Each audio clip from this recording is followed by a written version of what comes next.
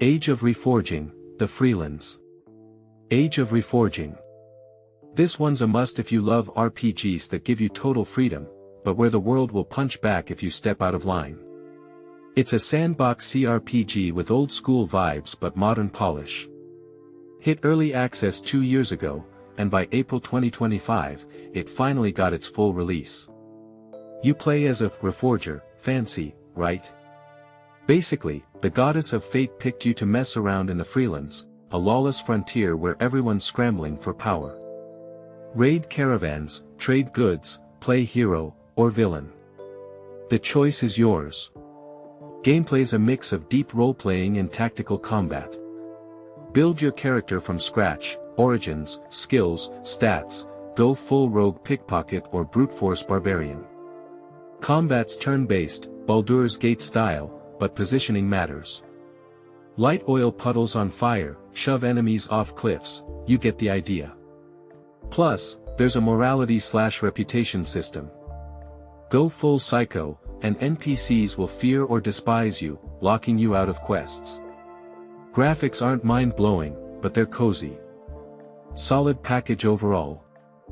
Solasta 2. Solasta 2, sequel to Crown of the Magister, that killer tactical RPG from 2021 based on Dungeons & Dragons. There's a free demo on Steam right now. You lead a party of 4 adventurers to the continent of Neokos, a gorgeous, magic-soaked death trap. The demo's story is standalone, no spoilers for the full game, and you control a pre-made level 3 squad, a dwarf paladin, an elf warlock, a halfling rogue, a human cleric/fighter hybrid. Your job: investigate weirdness in the village of Torvin. Pure D and amp winking and laughing bliss here. It runs on SRD 5.1 rules, so expect classic D20 rolls, spell slots, and tactical positioning. Fights are turn-based with heavy strategy, shove enemies off ledges, abuse verticality, climb cliffs, drop AoE spells from above. Graphics: huge upgrade from the first game, thanks, Unreal 5. Landscapes, forests, caves, look stunning, especially at sunset.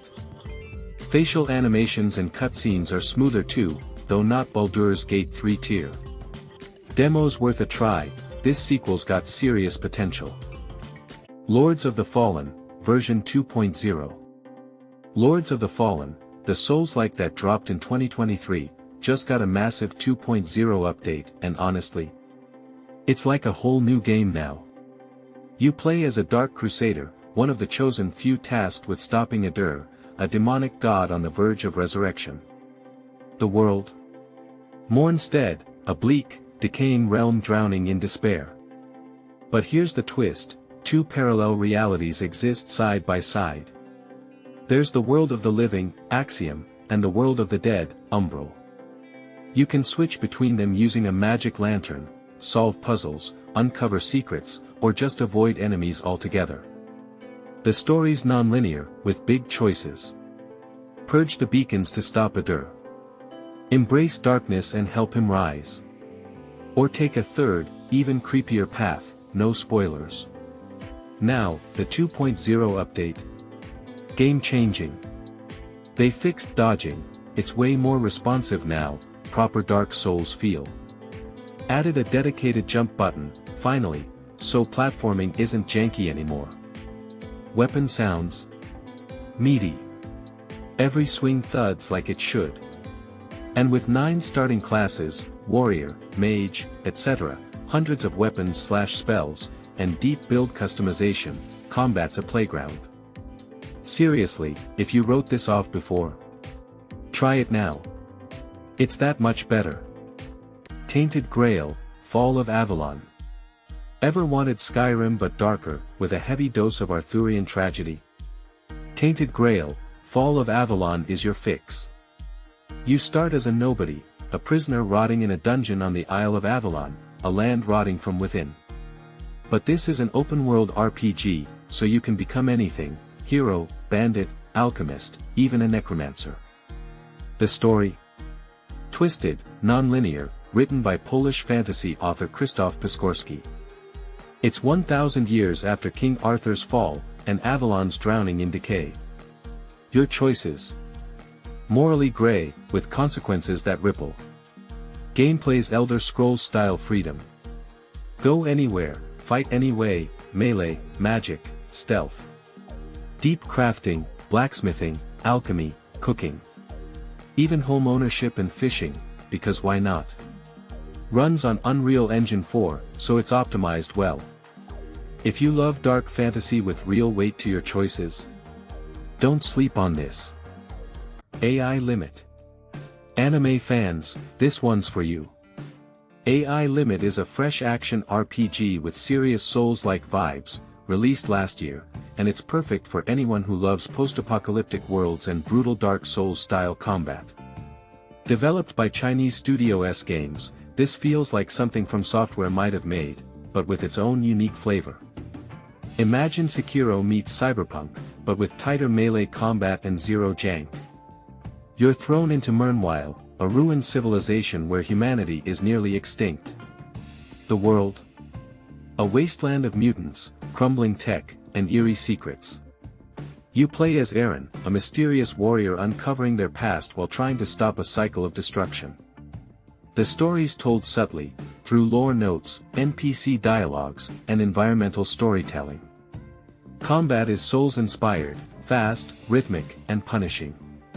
Timing is everything, dodges, parries, and energy-powered heavy attacks feel crisp. Weapons range from katanas to spears, yes, even energy whips. Progression is flexible, collect enemy cores to upgrade strength, agility, or unlock new abilities, like combo extensions or stronger parries. Enemies don't hold back. Even basic mutants can wreck you if you're careless. But it's not just about fighting, the semi-open world begs to be explored. Flooded cities, abandoned labs, and hidden loot caches reward curiosity. For the King 2. The sequel to the 2018 indie hit that mashed tabletop RPGs, roguelikes, and classic turn-based combat into something magical. The kingdom of Farrell is in chaos. Queen Rosamund, once beloved, has turned tyrannical, enslaving her people, consorting with dark forces, and hunting dissenters. Your goal? Assemble a party, up to 4 characters, and uncover the truth behind her fall. Gameplay equals D and amp winking and laughing plus roguelike plus chaos. 5 interconnected campaigns, 6 hours each, 30 total. Procedural maps, every playthrough feels fresh, ambushes, secret stashes, dynamic events. 12 plus classes, hunter, blacksmith, trapper, monk, each with unique skills. Single-player or 4-player co-op, way more fun with friends. It's not story-heavy, but the charming art and tabletop-inspired mechanics, hello, dice rolls for attacks, make it a must-try for tactical RPG fans. Darkest Dungeon 2. The sequel from Red Hook Studios takes everything that made the first game legendary, then twists it into something fresh yet familiar. The world is on the brink of apocalypse. The corruption from the first game? Just the beginning. Now, evil spreads unchecked, and humanity drowns in madness. Your mission? Gather a party of 4 heroes, board a creaking stagecoach, and journey toward a mysterious mountain, the last hope to stop the end of days. Storytelling is hauntingly atmospheric. Narrator's monologues drip with grim gravitas. Lore fragments scattered across your path piece together the bigger picture. No linear plot, each run reveals new layers of the tragedy. Gameplay equals roguelike plus turn-based strategy plus stress management. 12 hero classes, grave robber, leper, jester, each with unique skills and backstories. Revamped combat, positioning matters more than ever, no more RNG misfrustration. Relationship system, heroes bond or feud, impacting battles, lovers combo well, rivals sabotage heals. The stagecoach replaces dungeons, you now traverse procedural regions, burning towns, blighted farms, making choices at forks. Fight battles. Dodge traps. Visit taverns to relieve stress, or start bar brawls. Ah, stress. Let heroes suffer too long, and they'll break, gaining debilitating quirks. Die mid-battle, from heart attacks, because darkest dungeon. A brutal, beautiful refinement of the original's vision. Thymesia. Let's talk about Thymesia, a solid indie game that came out in August 2022 and still holds up today. Honestly, a lot of people haven't even heard of it. You play as Corvus, a mysterious plague doctor in a raven mask, trying to piece together his memories in the kingdom of Hermes. This place is ruined by plague, most people are either dead or turned into monsters. And Corvus? Seems like he's tangled up in all of it. Your job is to figure out how and why by reliving his fragmented past. The combat is fast and aggressive, with clear inspiration from Sekiro and Bloodborne. Corvus has two main weapons. A saber for dealing wounds, that's the white health bar on enemies. A claw for finishing them off, the green bar. Plus, no stamina limits, attack, dodge, sprint as much as you want. Fights are super dynamic but demand good timing.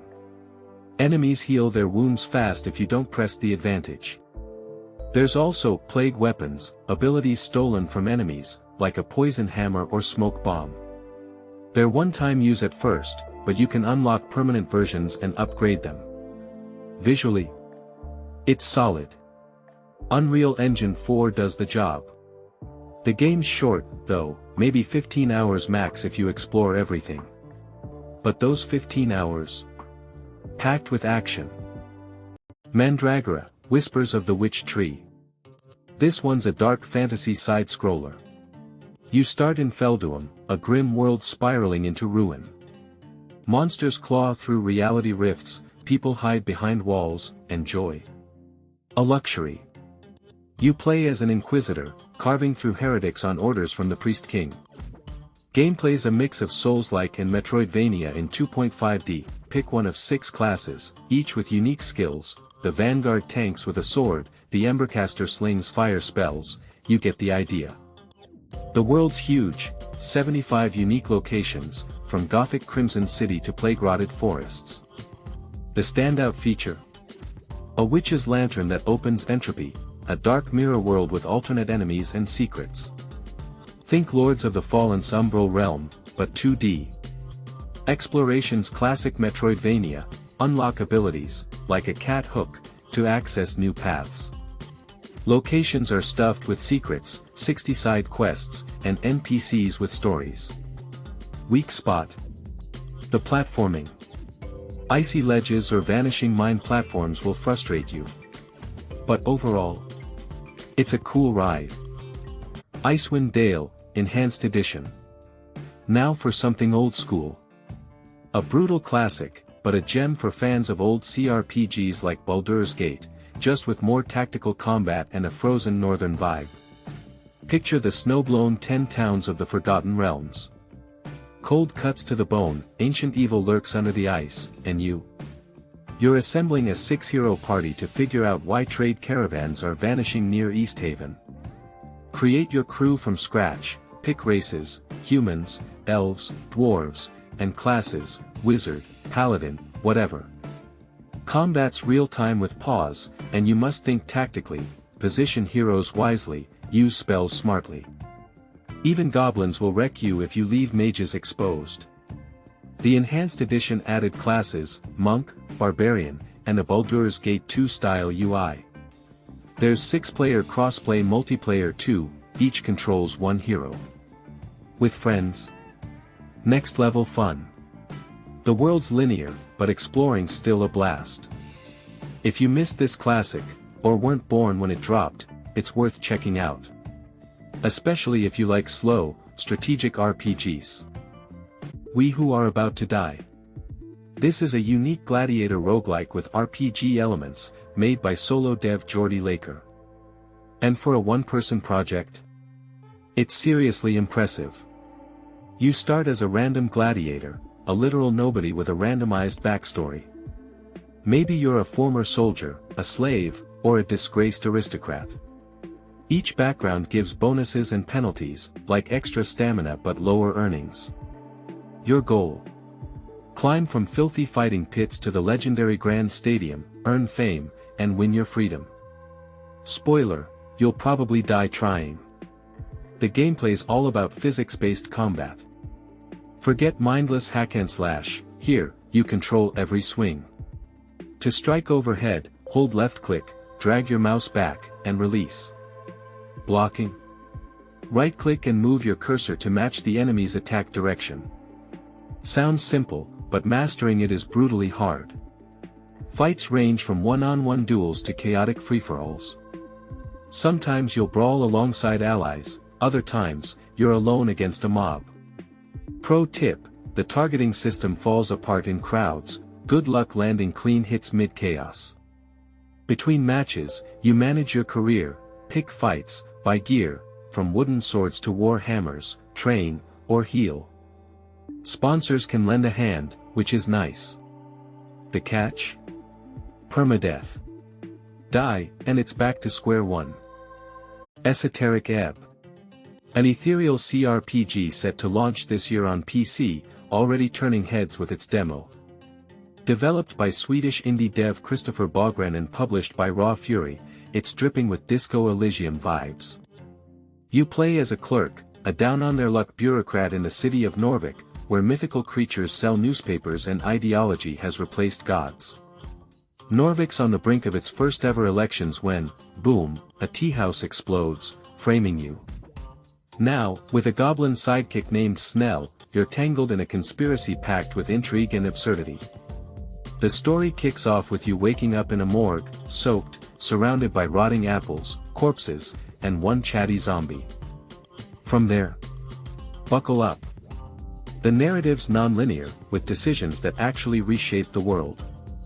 You customize your clerk stats, and they matter, popping up in dialogues with unique options. Every conversation feels fresh. The hand-drawn art's gorgeous, and the writing's sharp. Shame the demo's so short, though. Fell Seal, Arbiter's Mark. This is a tactical indie RPG made with real heart. You start in the world of Tiora, where order hangs by a thread. Long ago, 7 heroes defeated a monstrous entity known as the Maw and became immortal, forming a council to oversee the land. Their enforcers. The Arbiters, elite sheriffs who handle bandits, monsters, and everything in between. You play as Kyrie, a seasoned arbiter who witnesses injustice firsthand when a murderer walks free due to political connections.